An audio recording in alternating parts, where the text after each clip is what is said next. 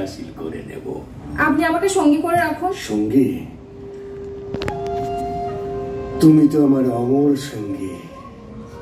তুমি আমার সঙ্গী থাকবে, কিন্তু সংসার অন্য জায়গায় পাততে হবে। মানে? কারণ স্বপন চৌধুরীর ধন সম্পদ সবকিছু আমাদের কবজা করতে হবে। আরে এইভাবেই তো গরিবদের ঠকিয়ে আমি আমার এই এত ধন সম্পত্তি, বাড়ি গাড়ি জমি জায়গা সবকিছু করে নিয়েছি, তাই না? সালা স্বপন চৌধুরী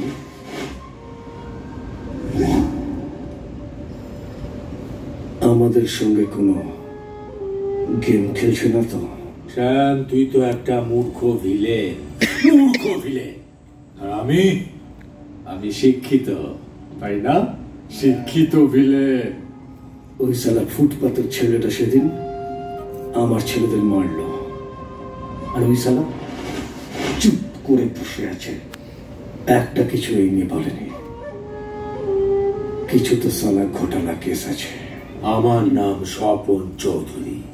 এলাকায় যতদিন পর্যন্ত এই দরিদ্র মানুষ থাকবে, অশিক্ষিত মানুষ থাকবে, ততদিন আমারই লাভ। তাই এদেরকে মূর্খ করেই রাখতে হবে। হয় তোর মেয়েকে বিয়ে করব, নইলে ওই জমিটা আমি নেব। না না না না না শ্যাম, তোকে আমি কোনো মতেই ওই জমিটা দেব না। আমি সালা বিসমাল আমি মিথ্যা প্রতিশ্রুতি আমি দিই না।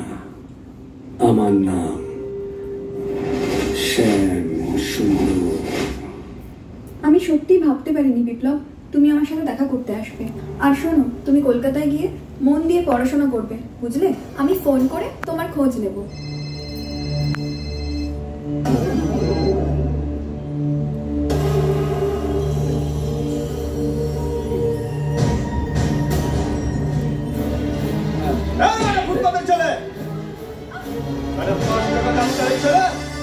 চৌধুরী বংশের মেয়ের সাথে প্রেম তোর লজ্জা করে না? চৌধুরী বংশের মেয়ের সাথে প্রেম করছিস? এই বেটাকে মার বেটাকে।